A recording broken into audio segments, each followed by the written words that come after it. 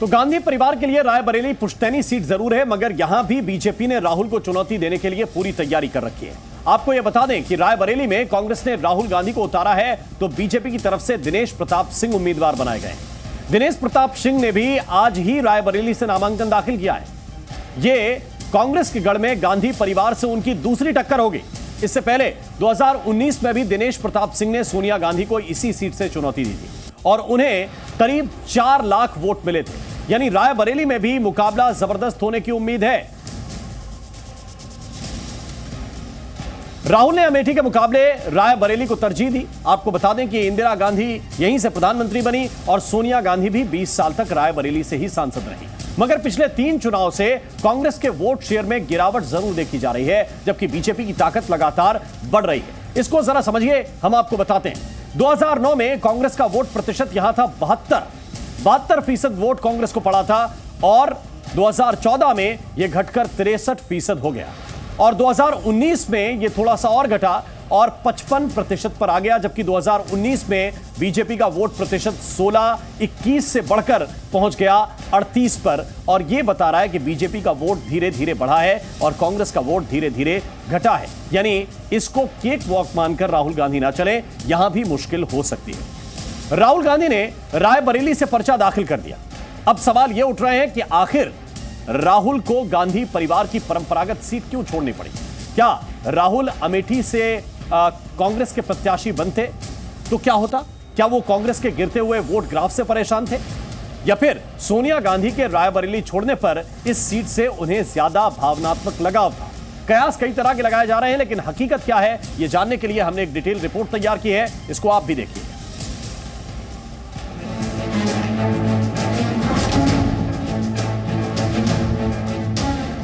अतिथियों के स्वागत में कोई कसर छोड़ेंगे नहीं।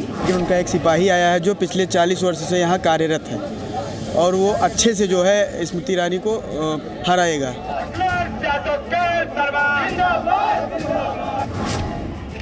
आखिरकार अमेठी पर सस्पेंस खत्म हो ही गया और साथ ही खत्म हो गया अमेठी से राहुल गांधी का राजनीतिक रिश्ता।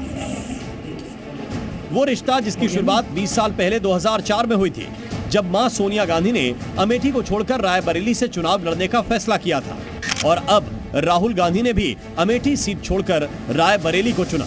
बड़ा सवाल यह है कि आखिर राहुल गांधी ने अमेठी सीट क्यों छोड़ी? क्या स्मृति की दावेदारी राहुल पर भारी पड़ी या राहुल को रायबरेली ज्यादा सुरक्षित लगी? क्या है राहुल के अमेठी छोड़ने की रियल स्टोरी? ये वो सवाल हैं जो सियासी गलियारों के साथ साथ अमेठी की आवाम के दिलो दिमाग में भी उठ रहे हैं।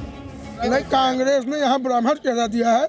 किशोरी लाल शर्मा यहाँ 2 लाख वोटों से जीतेंगे। किशोरी लाल शर्मा जी यहाँ के बहुत ही अच्छे प्रत्याशी हैं। यहाँ और उनका त्याग है, 40 सालों का त्याग है। उनको अमेठी से लड़ना चाहिए था। अगर अमेठी से लड़ते तो उनकी स्थिति अच्छी होती। सवाल तो विरोधियों के मन में भी है, मगर इस सवाल का जवाब भी उनके पास तैयार है। वायनाड से हार रहे हैं, इसलिए अब वो रायबरेली से चुनाव लड़ने जा रहे हैं।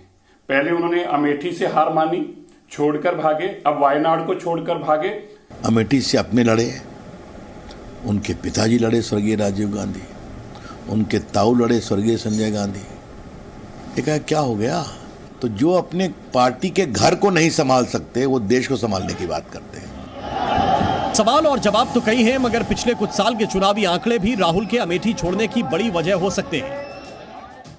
दरअसल अमेठी के सभी विधानसभा क्षेत्रों में कांग्रेस का वोट प्रतिशत घटता जा रहा है। 2022 में अमेठी की सभी विधानसभा में कांग्रेस को हार का सामना करना पड़ा।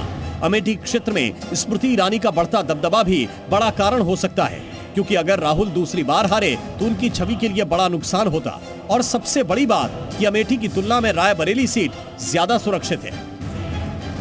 वैसे कांग्रेस ने अमेठी से राहुल के बदले पार्टी के सिपह सालार किशोरी लाल शर्मा को मैदान में जरूर उतार दिया है, जिन्हें कांग्रेस महासचिव प्रियंका वाड्रा ने बधाई देते हुए जनता से उनकी जीत का आशीर्वाद भी मांगा। प्रियंका ने सोशल साइट एक्स पर लिखा, किशोरी लाल शर्मा जी से हमारे परिवार का वर्षों का नाता है। अमेठी रायबरेली के लोगों की सेवा में वे हमेशा मन प्राण से लगे रहे। उनका जनसेवा का जज्बा अपने आप में एक मिसाल है। आज खुशी की बात है कि श्री किशोरी लाल जी को कांग्रेस पार्टी ने अमेठी से उम्मीदवार बनाया। किशोरी लाल जी की निष्ठा और कर्तव्य के प्रति उनका समर्पण अवश्य ही उन्हें इस चुनाव में सफलता दिलाएगा। ढेर सारी शुभकामनाएं।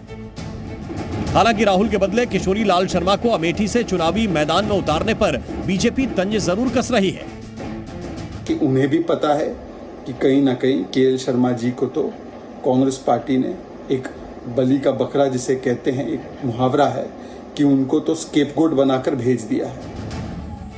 विपक्ष के आरोप अपनी जगह हैं, मगर यह भी एक कड़वा सच है कि यूपी में कांग्रेस की स्थिति पिछले कुछ साल में काफी खराब हुई है। राहुल गांधी भी लोकसभा चुनाव को लेकर यूपी के बदले दक्षिण भारत पर ज्यादा फोकस करते दिखे।